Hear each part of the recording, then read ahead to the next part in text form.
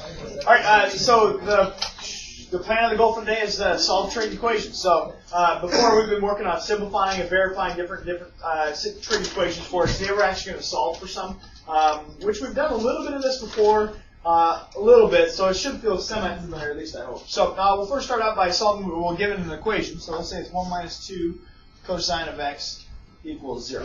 We've seen stuff kind of like this before, but now it's actually going to equal either a number value or maybe another trig function. And I want to solve for all the x values here that are going to satisfy this equation. And there's lots of different values that we could get for this particular one. So to solve this, the way I like to think about these problems is I like to think about getting the trig function by itself first. Okay? So what I do is I think of, just like when we factored with the simplify and verify, I like to think of this as a variable. I like to think of the cosine and try to get it by itself. Okay? So if I thought about this algebra-wise as a 1 minus 2x equals 0, I want to basically solve for x right there, or solve for the cosine of x. Okay? We're basically thinking of all of this as our x values, which that's pretty easy to do, right?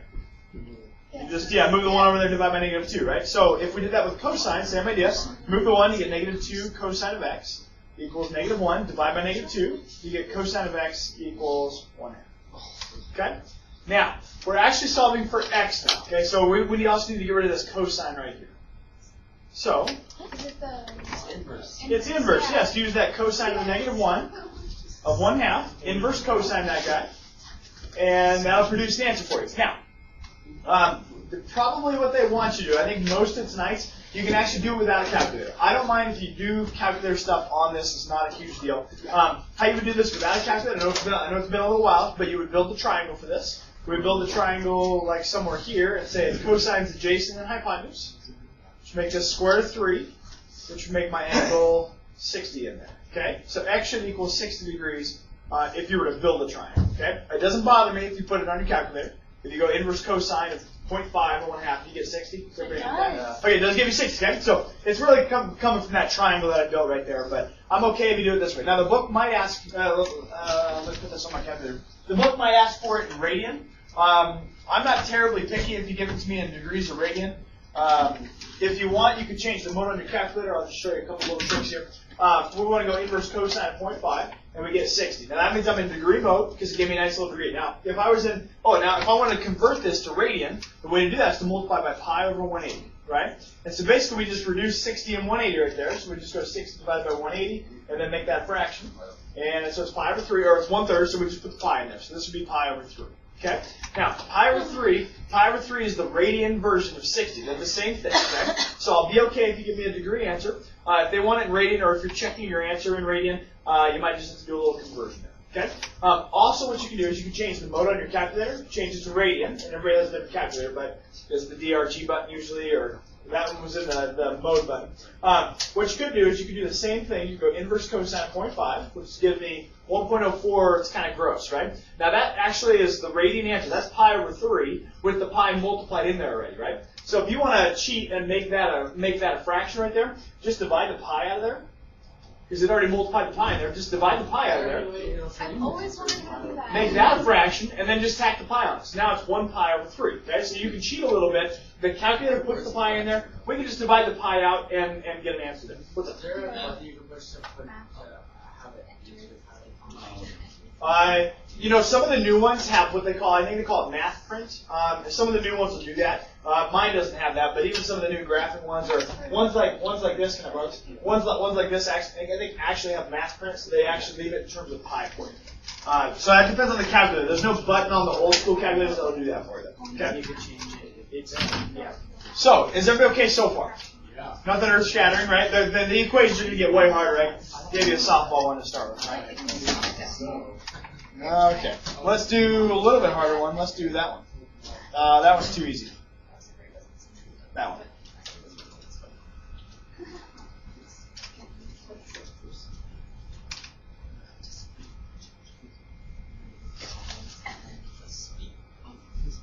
Would this help us solve like what we just did on that quiz kind of stuff? It wouldn't help you on any of those questions, I don't think, unfortunately. I mean, they're kind of different beasts. They're separate deals. Try to square root of checking it. Yes, now, if you were to think about this as, once again, just kind of compare it to an algebra-style equation for you, I would compare this to x squared minus 3 equals 0. Right? That's a pretty basic algebra. Thank you. Let me make sure. Yeah, you're good. That's a pretty basic algebra equation right there, right? Tan squared minus 3 is x squared minus 3. Basically, that's the variable you solve for. So if you want to solve for that x right there, you can move the 3 on the other side, get x squared equals 3, and then you would take the square root. So you take a square here, and you have x equals technically plus or minus the square root of 3. Okay? Now, instead of just x, it's actually tangent of x, right? So you just tack the tangent on the end and be happy. Now, we're solving for this x value, so we have to get rid of this tangent right here. So we're going to inverse tangent plus or minus the square root of 3. Okay, so x is going to equal the inverse tangent of plus or minus the square root of 3. Now, if you built triangles for this, which I'm a fan of, this would be over 1. So if I built my triangle for this guy, it would be opposite is square root of 3, adjacent is 1. Hypotenuse would be 2. And that's going to make that angle 60 degrees. Okay, so we should get 60 degrees for this first one. Okay. Now, so when you guys put that on, did you guys put it on your calculator? Did you get 60? Okay, cool. So if you put in the positive. Now, if you put in the negative answer, right, inverse tangent of negative square root of 3, you can still build your triangle. You just have to figure out which quadrant it's in. And so you would have to use this ASTC stuff, right? Tangent's positive here and here. And tangent's always between negative 90 and 90. So the other triangle you would build would be down here for your other triangle. You still have the same triangle, 1, square root of 3, and then 2. So this answer probably gives you negative 60. Because negative 60 would be how big that angle is right there.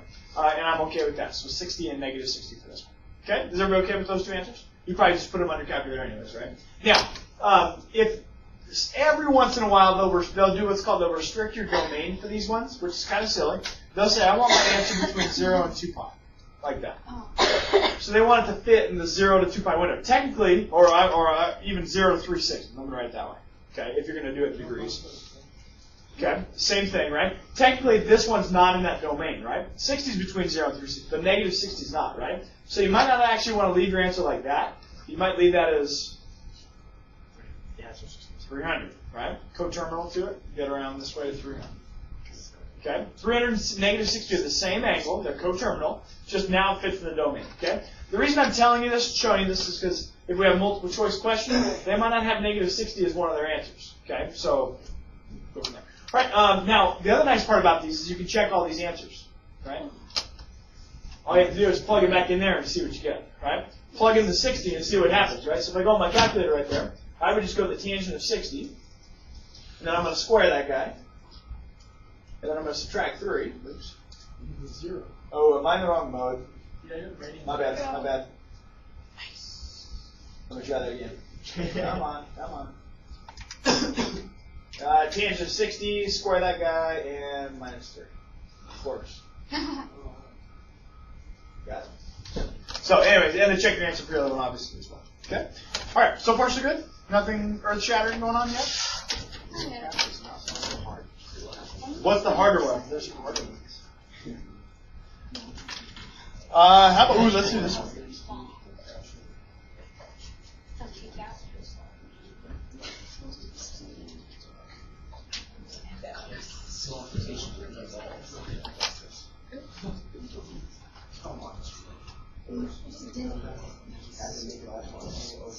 I don't want Not possible.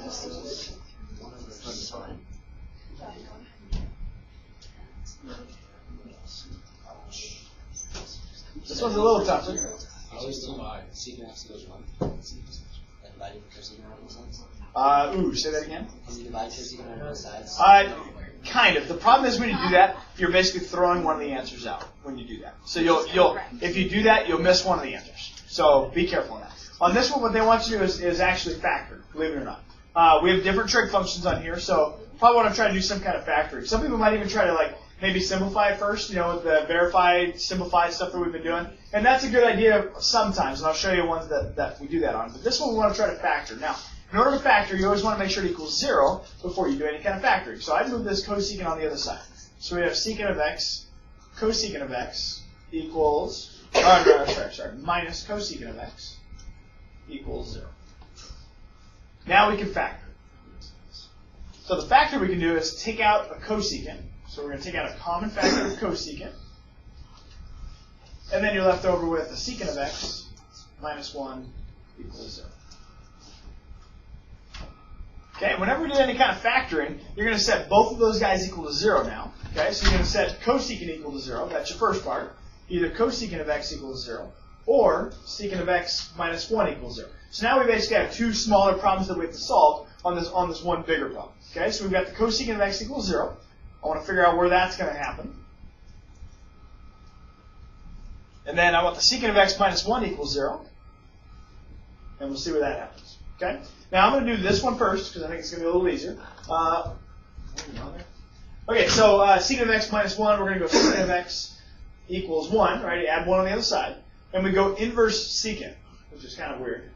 We don't have a secant button on our calculator, though, right? So this one, the secant we actually want to think about is 1 over cosine of x equals 1, technically over 1, right? So if I flip both sides of that fraction, that means that cosine of x would also equal 1. Okay, so I want to go inverse cosine of 1. And I want to see what that gives me. What's that? How'd you get from the Here to here? second? No, that was the back to the top. The second thing that you wrote. One Here more. to here? One more. Here to here? Yes. I took out a cosecant out of both of those, common factor. Okay, so. That's what. So that came in the front is the common factor. And then if I take a cosecant out of this term, that's where the secant came from. And that divided by itself is going to be the negative 1. Okay. So inverse cosine of 1 now on your calculator. What did that give you? Gave me 0. Okay, and hopefully that makes sense as far as what the graph of cosine looks like, right? When x is 0, right? The starting cosine starts up at the amplitude, which is 1. Sweet. Or you can build a triangle on that, which is kind of tougher to do. Now this one's a little bit tougher. We've got cosecant of x equals 0, which technically this is going to be 1 over the sine of x equals 0 over 1. Okay, so we can't inverse sine. What we want to do is flip both sides over now. So it would be the sine of x equals 1 over 0. So we're trying to figure out where the sine is undefined. Can't divide by 0, right? So this one is going to have no solution for this problem. Okay, there's nowhere where the sine is undefined. The sine is defined everywhere, so we don't have to worry about that. Also, if you thought about, maybe building a triangle there, that'd be kind of a hard triangle to build. At least I would think. I hated doing those triangles. Yeah, those triangles were everybody's favorite triangle. So, what's up? Okay, when it was cosine x equals 1, what do you put in the calculator then? You just put. Oh, inverse cosine. Cosine of the negative 1 of 1. Yep, and it should give you 0 degrees, or 0 is an answer. Yep. All right, let's do one that's a little tougher, a slight bit tougher. Got about 10 more to go, and then we're done for the day. 10 more.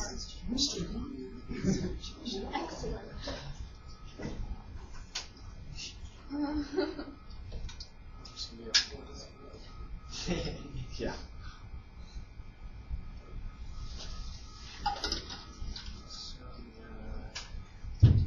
Now the big thing to notice, yeah, what's up? Did you do cap on that? I would do cap on that, yeah. Well done. Yeah.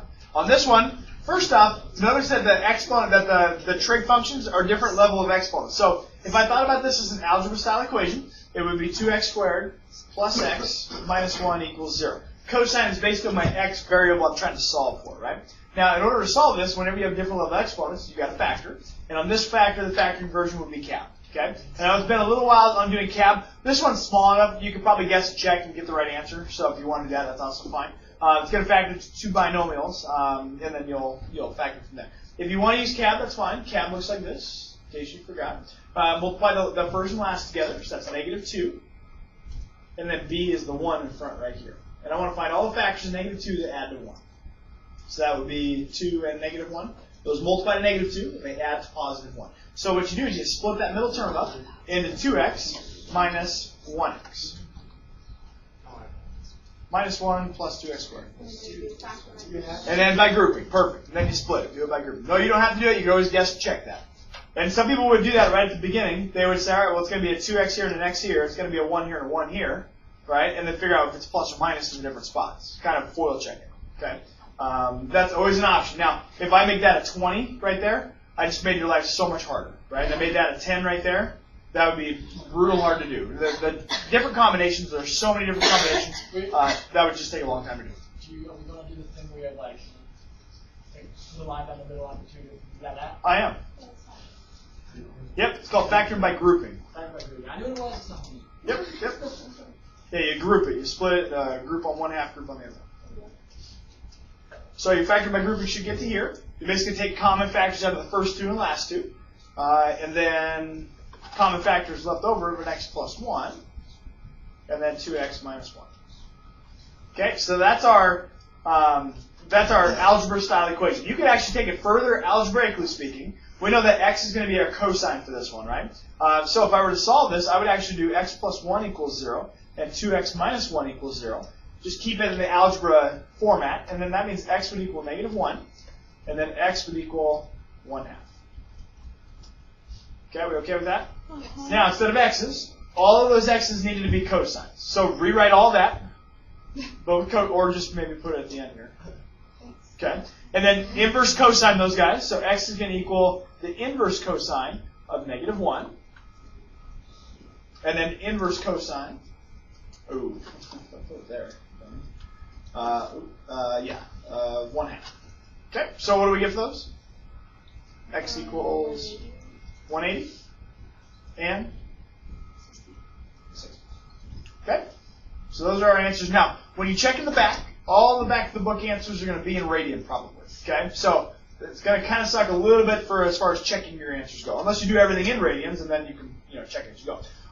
The other thing about the answers that they're going to give you is they're going to say, well, it's not just 180 degrees, and I'm okay if you don't do this. Just ignore their answers is what I'm saying. You're going to get 180 degrees, right? If you think about where that lands right here. That's right on the line, right? Now, the coterminal, trig functions have a cyclic habit. They happen over and over and over again, which means if I went around the circle an extra time, I would have the same thing. So if I added 2 pi or added 360 to that, that would give me the same answer. Okay, so 180 plus 360 would give me the same answer.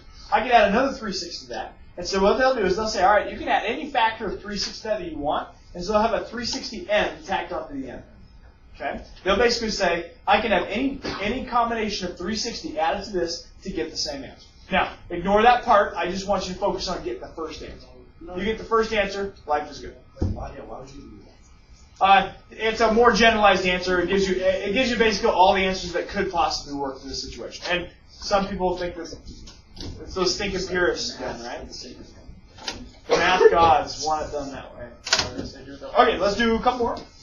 And then, are you guys feeling pretty good about this? Not horrible so far? Okay, let's do...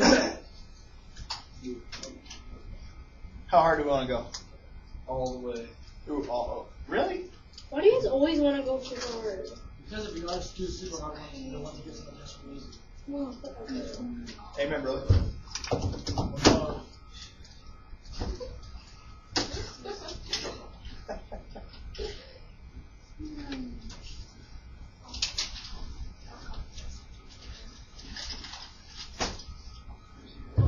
Okay, let's see.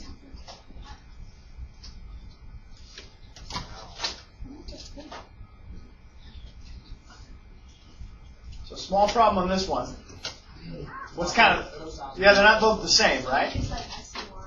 But, so that's what it would be. If you thought about, don't write this down. If you thought about that, it would be this. Yes, 2x squared plus 3y minus 3 equals 0. That would be really hard to factor. Yes. Right? Different variable, let's not even mess with that, okay? What would be a good idea, though, is to get everything into one trig function first. Okay? So, one trig function first would be, maybe change cosine squared into something with sine in it, right? So, no, cosine squared is what in terms of sine? 1 minus sine. 1 minus sine squared. So this is 2 multiplied by 1 minus sine squared of x plus 3 sine of x minus 3 equals 0.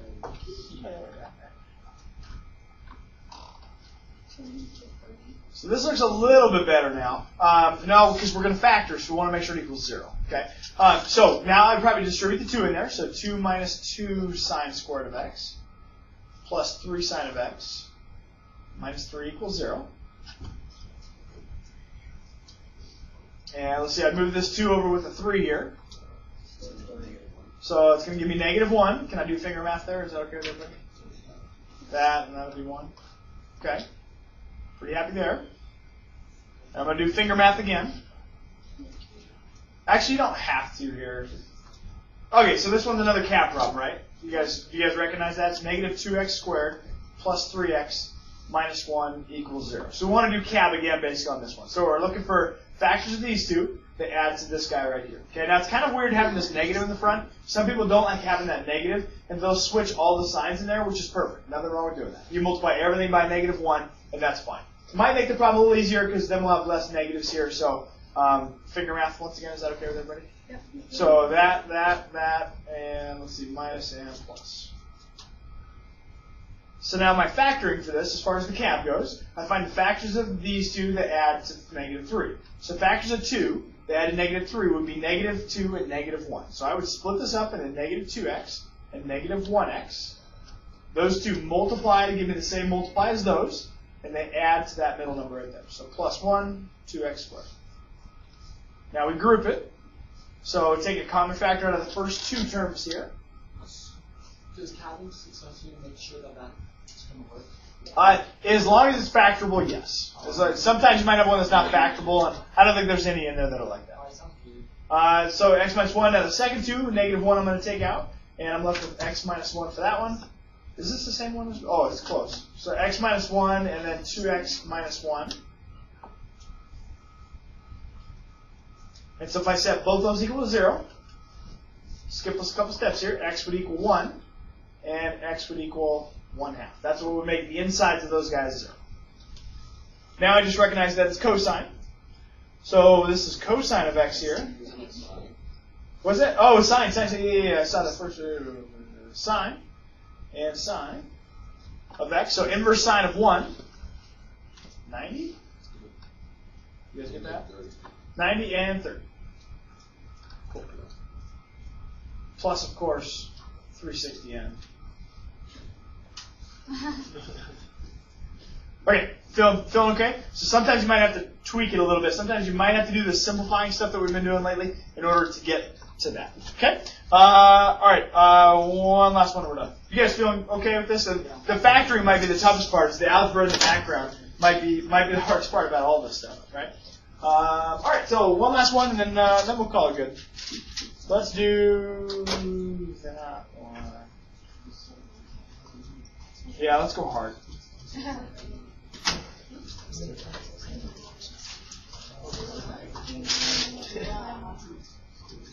Last one, I promise. This one will be semi-quick. Last one was kind of long. Okay, now on this one, you'll probably notice there's a slight bit difference. It's not just the cotangent of x. There's actually a different thing on the inside right there. That's x over 2. Or there might be maybe there's a 2x on the inside or a 3x. It might be something different that's on the inside right there. At the beginning, you don't focus on that part. Okay, what you want to focus on is getting the trig function by itself. Once you get the trig function by itself, you'll inverse trig function it. Right? That'll give you the inside by itself. Okay? So the inside is basically the last thing that you ever want to worry about in these problems. Okay? It might be different, but it's the last thing you want to worry about. Okay? Now, when I say inside, don't write this down, but if there's a little square right there, right? That's not on the inside of the trig function. That's the same, just so you guys know. That square is the same as me writing this square. Those would mean the same thing. Taking the trig function and squaring the whole thing, they just, instead of writing all those parentheses, it gets confusing, they put the 2 right after the t right there. Like so. Okay? So, we're looking at this guy right here. I want to try to solve for the trig function. I'm getting the trig function by itself. I would just move the 1 on the other side. Hey, I've got the trig function by itself already. Awesome. So, cotangent of x over 2 equals negative 1. And once again, I'm ignoring the stuff on the inside. I don't care about it. Okay? Right now, that stuff doesn't matter. I got to figure out the cotangent now, though. I got an inverse cotangent of negative 1. The problem is we don't have a cotangent button on our calculator, right? So I need to change this to tangent. Well, to do that, that would be 1 over tangent of x over 2 equals negative 1. You can flip it. You can flip it, negative 1 over 1. So flip both sides now. Tangent of x over 2 equals, that flip is still negative 1, right? Okay, so inverse tangent negative 1. Negative 45. Is that what you calculated? I thought cotangent was cosine over sine. It is, but that would have 2 trig functions, making it harder to figure out which one to use. Okay, so I would switch it just to the 1. Okay. Okay. So would you guys get negative 45 there? Yeah. Is that right? Okay. So that means that the stuff on the inside equals negative 45 after we inverse tangent. Okay. which means that's going to equal x over 2. Normally it just equals x, now it equals x over 2. Multiplied by 2. So x is going to equal a negative 90 degrees. Okay? Now, what's up? So wait, so why is just the plane tangent equal to negative 1 if like the bottom of the fraction of s is equal to positive? True. Think about it. What I'm basically doing is I'm flipping over this fraction and flipping over this fraction. Yes. So Flipping both sides. Now, this guy flipped turns into tangent over 1. This guy flipped okay. turns into 1 over negative 1. Oh, okay. Still the Got same it. thing, right? Okay. So we get negative 90 for this answer. Now, let's just say they said that you had to have that answer in the right spot. Remember, we could fix that negative 45 by finding a coterminal angle to it. Okay, so you might have to do that a little bit. So, all right, unless there's any other questions, we're good. Okay.